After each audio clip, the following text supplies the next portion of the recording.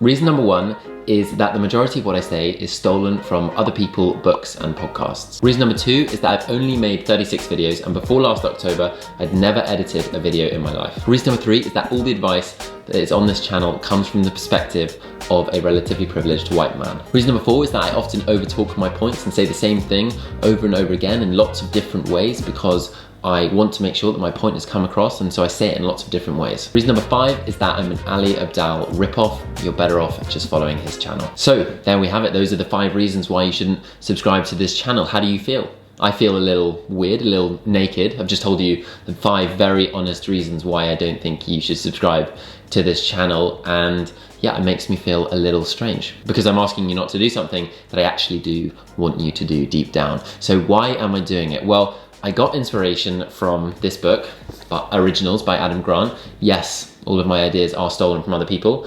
And he talks about the story of Alisa, Volkman, and Rufus Griscom and their business called Babble. Rufus and Alisa had a child together, and they were disappointed with the amount of bad advice on the internet about parenting. So they decided to set up an online magazine and a blog called Babble. They did this in 2006, and then in 2009, they were pitching to investors to raise money for their company, and they did the complete opposite of what you're supposed to do in a sales pitch, and they led with a slide that said, these are the top 5 reasons why you shouldn't invest in Babble. This should have killed the pitch because that is exactly what investors are looking for, is reasons to say no. But they ended up raising $3.3 million. Then 2 years later, they pitched to Disney and they did exactly the same thing. They led with a slide that said, here are the reasons why you shouldn't invest in Babble. And it was things like 40% of the users are talking about celebrities when it's supposed to be a platform for parenting advice, and user engagement was lower than expected, and things like this. And Disney ended up buying them for $40 million.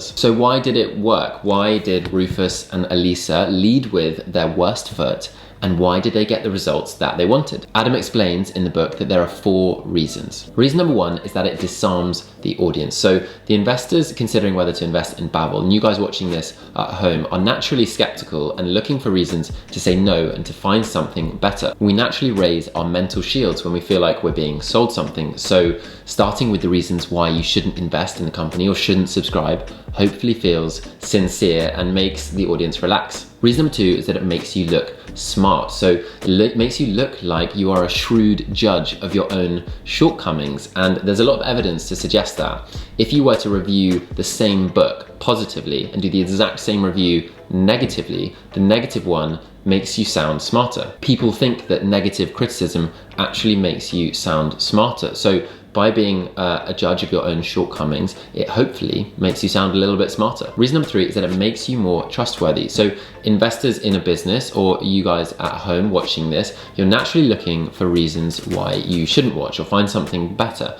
By doing some of the work for you and giving you those reasons, then hopefully we're establishing a little bit of trust and we can move forwards with a trusting relationship. I'm showing you some of the shortcomings of my channel. I'm telling you that I am aware that my channel cannot offer you everything that you want.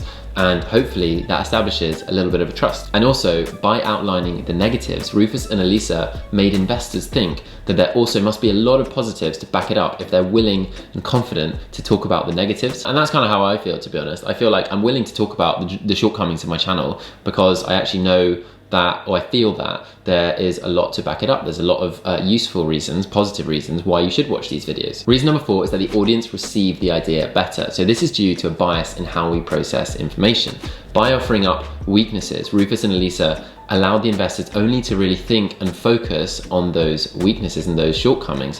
When the investors couldn't really think of any more shortcomings, they realized, oh, maybe these aren't actually that serious, and there's a lot of positives to this business. Hopefully I'm doing the same thing by offering up the genuine weaknesses of my channel. Then you actually can't really think of many more weaknesses and you're like, oh, this thing is okay. So sometimes leading with your worst foot can actually allow you to disarm the audience, whoever it might be. It can make you more trustworthy, it can make you look smarter, and it can also make you more likable, which is hopefully what I'm doing with this video, but maybe you're just gonna watch something else anyway. There's a few points to this. Sometimes we think that we have to be perfect, but people respond to humanity. If there is one thing that we all share, all of us, it is that we are human, and humans are not perfect. When we show our vulnerabilities and our weaknesses and our worst foot, then people usually don't punish you for it. They respond to it, they relate to it, and they engage with it. In a business context, it is a little different. If you have a terrible business and you outline the reasons why it's terrible,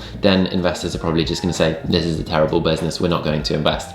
But there are lessons to be learned from leading with your worst foot. Another thing is that it teaches us to be self-aware, because when we're self-aware, we achieve two things. We recognize our weaknesses, and then that enables us to act on them and to improve them. We all want to be better people, so being aware of your weaknesses and having self-awareness can actually be a massive strength. You can use this principle of putting your worst foot forward in all areas of your life. It could be when you are starting a new job, when you are having a job interview, starting a new relationship, making a new friend. Leading with your worst foot can achieve all four of the things that we spoke about. It can make you more likable, it can make you sound smarter, it can make you more trustworthy, and it can disarm your audience. Everyone and everything has weaknesses, so sometimes it's better to just be upfront about them. If nothing else, originality is memorable. So by leading with your worst foot, maybe you'll be a bit more memorable, and that's hopefully what I'm trying to do here, if nothing else. And that's the point of this book, Originals by Adam Grant, is how nonconformists change the world. And my dream is to change the world. So